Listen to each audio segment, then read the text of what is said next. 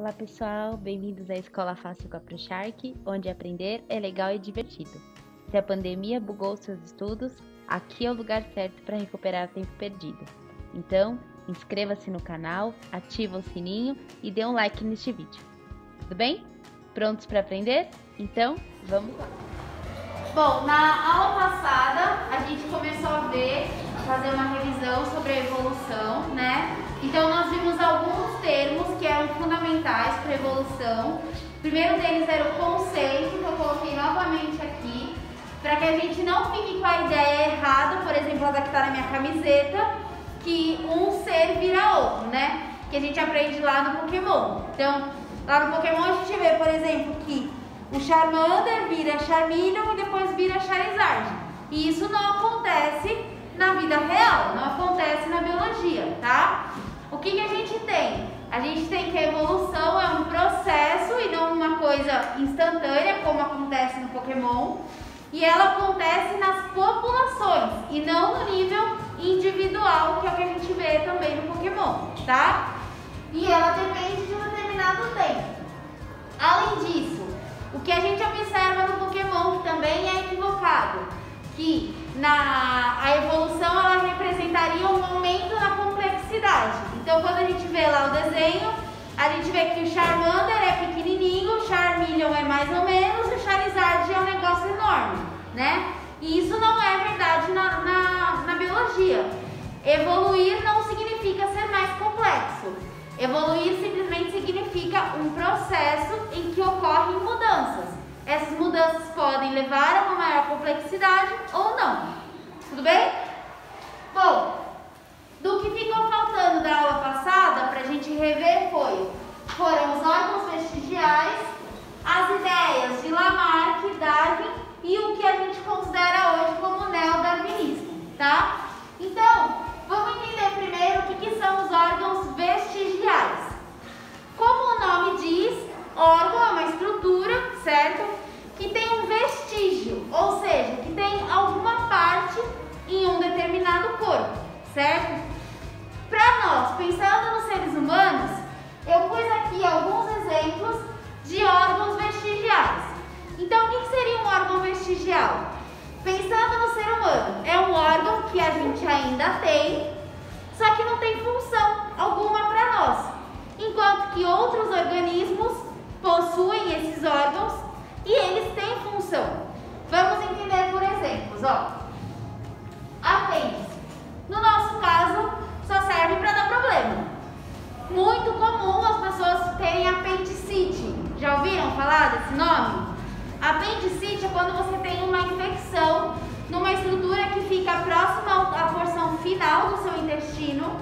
E essa estrutura, em coelhos, por exemplo, ela tem uma função muito importante, que é armazenar e eliminar o que seria a pré-fezes, assim. Então, tipo, antes de ser eliminado, esse apêndice, ele tem a estrutura de rever se realmente vai, rever entre aspas, tá? Se realmente vai absorver tudo aquilo, se não vai. É como se fosse um complemento do intestino, no caso dos roedores, tá? No nosso caso, não. No nosso caso, só serve para acumular o que não foi conseguido eliminar nas fezes, por exemplo. Ou seja, substâncias que não têm nenhuma função nutritiva e que só podem, digamos, causar problemas, literalmente. Então, quando a pessoa tem um excesso de armazenagem dessas substâncias que não têm função, ela começa a ter um aumento do apêndice. E aí a gente pode ter uma infecção no apêndice, que é o que a gente chama de apendicite, certo? E aí a apendicite nada mais é do que esse acúmulo de substâncias nocivas ao corpo que pode levar o indivíduo à morte. Porque se o apêndice estoura, como o pessoal diz, ou seja, se o apêndice chega a um tamanho que ele pode começar a liberar essas substâncias para o resto do corpo, o que vai acontecer? Você vai ter bactérias que deveriam ter sido eliminadas e não foram, circulando pelo seu corpo, e aí você tem uma infecção generalizada e você morre, tá? Então, quando a pessoa tem apendicite, ela tem que correr para o hospital. tá? Porque senão ela pode morrer de verdade. Bom, o dente do siso. Não sei se vocês já tiveram o dente do siso, ele é um dente que costuma nascer depois, mais tardiamente. Os 4 últimos dentes do nosso, dos nossos maxilares são os dentes do siso, tá? E o que significa isso? Para nós, seres humanos, ele só serve para dar problema. Quando ele nasce, dói, que é uma peste. Sem contar que, se você fica com ele, normalmente você não tem espaço na sua boca para ele. E aí o seu dente da frente vai entortando, fica uma coisa horrível, tá? No meu caso, por exemplo, quando nasceram só os 2 de baixo. Aí eu arranquei os 2 de baixo de uma vez. Os meus 2 de cima nunca nasceram, eles estão aqui, mas eles nunca nasceram. E aí como que eu sei isso? Que eu fiz lá uma panorâmica, lá aquelas radiografias que o dentista manda fazer. E aí ele falou, ó, os 2 de cima estão aí. Pra arrancar, só se rasgar a sua gengiva e puxar. Você quer? Eu falei, não, tá bom, vou deixar eles aí. Estão quietinhos, né? Pra gente não tem utilidade, na verdade só dá problema. Porque ele já é um dente que em nós, ele não nasce com uma dentina muito boa, que é aquela porção interna, que é onde tem as terminações nervosas do dente e tal. Ele já não nasce muito bom, assim, sabe? Ele só já nasce pra dar problema, pra ter mais cáries e tudo mais. Então, normalmente, o ser humano arranca. Só que em alguns animais, como os carnívoros, por exemplo, ele tem a função de realmente ajudar na trituração dos alimentos. Então, ele tem função, por isso que a gente tem um vestígio dele, tá? E o outro que eu coloquei aqui eu queria saber, quem aqui consegue mover a orelha sem encostar na orelha? Não? Ó, eu consigo, vê se vocês conseguem enxergar. Viram? Deu para enxergar? Porque eu tenho essa musculatura das orelhas. Normalmente, o que se espera é que o ser humano não tenha essa musculatura, certo? Só que eu tenho, então eu tenho um órgão vestigial a mais, que é esses músculos aqui que eu consigo mexer a orelha, tá?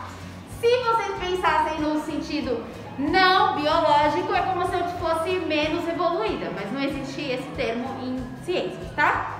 Mas é isso, tudo bem? Então, órgãos vestigiais são estruturas que têm função em alguns organismos.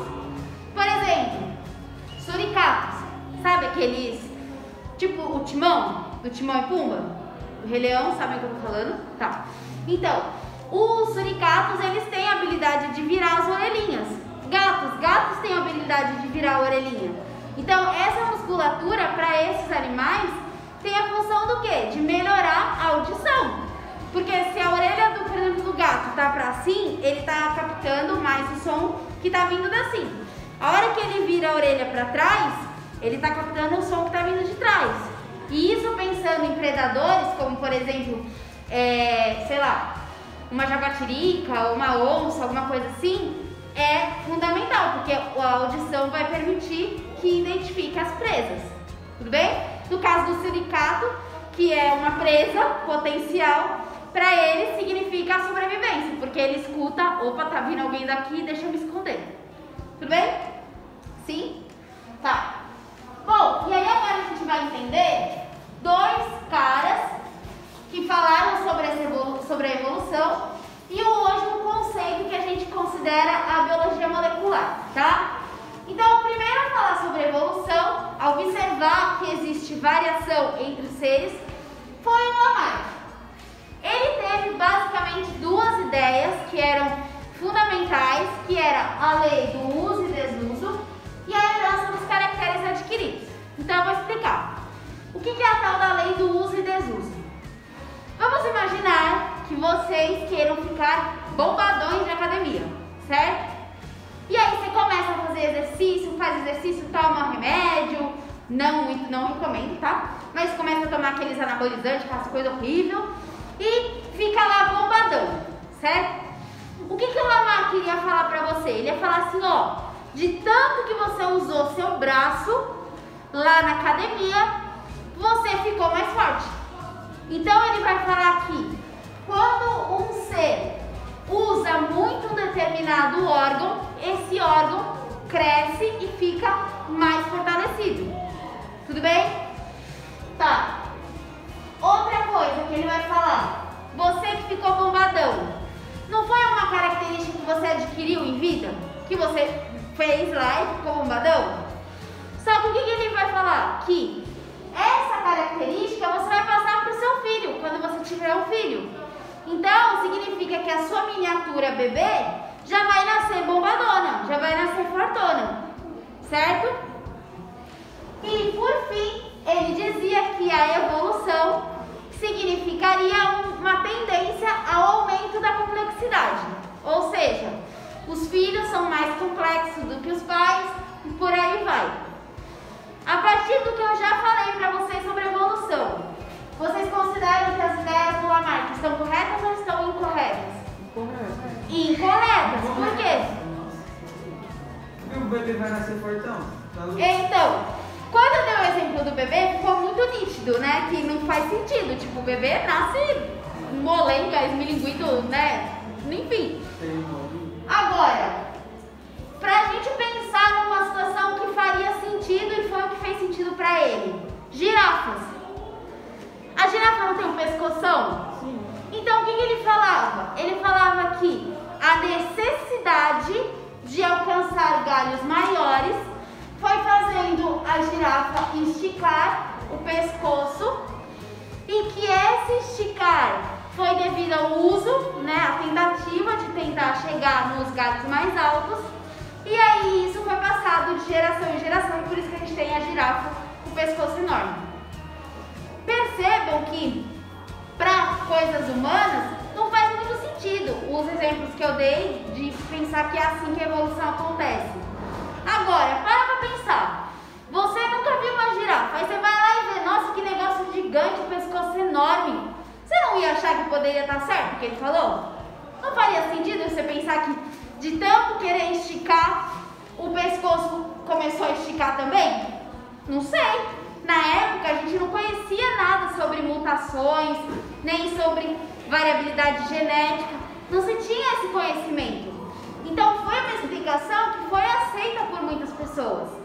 Até que chegou um cara chamado Charles Darwin. E o que o Darwin vai falar? Que é o que a gente aceita hoje, tá? Ele vai falar que naturalmente existe variação entre os seres. É só a gente olhar aqui nessa sala. Ninguém é igual a ninguém, certo? E essa variação é o que vai ser selecionado pela natureza. E ele deu o nome de seleção natural a um processo em que a variabilidade é selecionada. Então vamos usar um exemplo. Voltando na girafa. Como que o Darwin explica a girafa? Ele vai falar assim, olha, tinha girafa que tinha pescoço pequeno, tinha girafa que tinha pescoço médio, tinha girafa que tinha pescoço grande. Só que a girafa de pescoço pequeno não tinha comida, aí ela morreu. A girafa de pescoço intermediário não alcançava os melhores galhos, com as melhores folhas, e ela morreu. E aí sobreviveu quem? Quem alcançava os galhos maiores. E aí quem sobreviveu se reproduziu e deu origem a seres que têm o pescoço grande. Deu para entender a diferença? O Lamarck falava que o pescoço foi adquirido, foi uma necessidade, foi para isso. Enquanto que o Darwin fala, já existia, gente. O que aconteceu foi uma seleção, mas já existia. Tudo bem? E aí, a gente pega as ideias do Darwin hoje e chama de neodarwinismo. Neo significa novo, tá? Então é o novo darwinismo. Por quê? O Darwin não conhecia nada sobre DNA. Ele não conhecia nada sobre material genético. Então, o que a gente tem hoje? A gente sabe hoje que o material genético, que o nosso DNA, certo? Que contém as nossas informações, ele pode sofrer mutações. Ou seja, ele pode sofrer mudanças. Se ele mudar, o resultado é diferente. Vamos pensar. Se o DNA fosse uma receita de bolo, certo? E na receita estava falando para colocar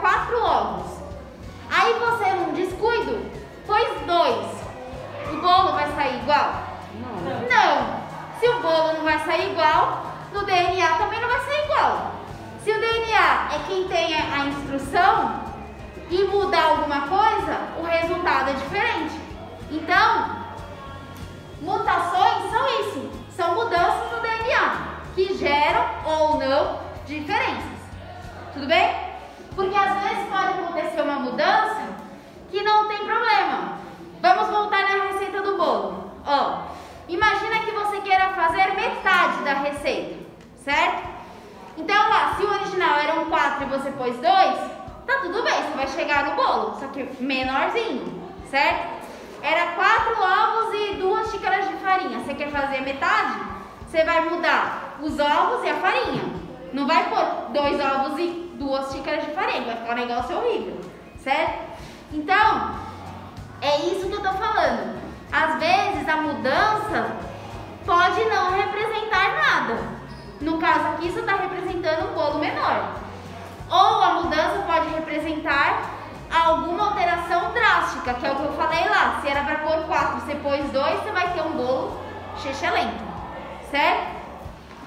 E, além disso, o Darwin não conhecia um negócio que chama recombinação gênica. Então, vamos lembrar. A gente viu que o DNA era o material genético da maior parte dos seres vivos, certo? Dentro do DNA, a gente tinha porções que efetivamente seriam a leitura desse DNA. Então, vamos pensar, ó. Quando você lê uma receita de bolo, tem as palavras e tem espaços entre as palavras, não tem? Você tá lendo lá, você não tá lendo tudo junto, tipo, 2 ovos não tá escrito tudo grudado, certo? Então, o que são os genes? São as partes que têm a informação, então são as palavras. E tem porções do nosso material genético, do nosso DNA, que são esses espaços, que não tem nada, certo? Não tem informação. Então, o que vai acontecer? Quando as palavras trocam, ou seja, quando os genes trocam de lugar, a gente tem uma recombinação. Então, por exemplo, imagina que a receita original estava escrito assim, 4 ovos. Então, primeiro tinha o número 4, depois tinha a palavra ovos. Tudo bem? Aí houve uma recombinação. E agora vai estar ovos 4. Você vai entender que são 4 ovos? Dependendo de como tiver, entende. Dependendo não. Por exemplo, se alguém falar pra você ovos e colocar entre parênteses o número 4, você vai entender que era pra pegar 4 ovos. Agora, se a pessoa simplesmente põe ovos e põe o número 4, você vai falar, ué, o que é isso? São 4 ovos? Só um minuto. Então, a recombinação dos genes, que no meu exemplo são as palavras, ela pode levar a mudanças na forma que você interpreta. Se pode levar a mudanças na forma que você interpreta, consequentemente,